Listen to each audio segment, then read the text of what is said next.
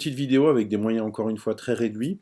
C'est sur un sujet qui est assez grave, c'est en fait la question des Kurdes, les Kurdes qui sont actuellement victimes des armées d'Erdogan qui vont au massacre, qui vont en détruisant des populations entières. Et les armées d'Erdogan, pourquoi elles combattent les Kurdes? Tout simplement parce qu'elles ont peur de la création d'un État kurde à leurs frontières et puis en leur sein, vu que effectivement le mouvement national kurde, il est présent sur 4 États différents, 4 États dans lesquels on trouve des Kurdes. Alors bien sûr que les Kurdes, les mouvements kurdes de création d'un État kurde, ils sont pas forcément tous absolument exemplaires. Mais d'un autre côté, c'est ces mouvements qui ont permis, avec énormément de courage, de combattre Daesh, des fois dans des conditions terribles. Rappelons-nous de Kobané, Kobané dans lequel la communauté internationale avait cru que Daesh s'en était emparé, et les Kurdes, avec leurs seuls petits moyens au départ, puis après avec une aide occidentale ensuite, ont réussi à repousser Daesh, et on leur doit énormément de choses dans l'éradication de ce fléau. Alors aujourd'hui, il y avait un certain nombre de manifestations en France. Moi, je me suis rendu très rapidement à celle de Lyon. Et celle de Lyon, j'ai été extrêmement choqué parce que pour des organisations, une organisation qui a quand même fait beaucoup, quoi qu'on en pense, pour nous libérer de Daesh,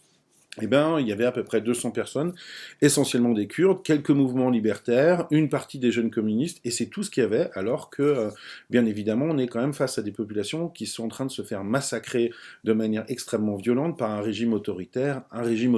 comme on en trouve dans beaucoup d'endroits, un régime autoritaire comme aimerait bien nous faire vivre Madame Le Pen en France, ou Monsieur Wauquiez, un régime autoritaire tel qu'on peut le trouver également en Hongrie avec Orban, comme on peut le trouver avec Poutine en Russie. Et ben, ce régime autoritaire turc, il est en train de massacrer les Kurdes, et ça se fait de manière presque avec énormément d'indifférence. On a eu à peine quelques leaders qui ont réagi sur le sujet. Jean-Luc Mélenchon, de façon d'ailleurs relativement discutable, c'est-à-dire effectivement il a à juste titre apporté une envie que cette situation intolérable cesse, que le massacre des Kurdes cesse, et en même temps, il a essayé aussi de faire passer le fait que entre Daesh, entre le gouvernement syrien dans lequel il compte des amis et dans les autres partis, ben, c'était à peu près, tout le monde se valait à peu près en Syrie, ce qui est quand même un discours extrêmement douteux de la part de Jean-Luc Mélenchon, et d'ailleurs qui a amené un certain nombre de divisions dans son média. Voilà,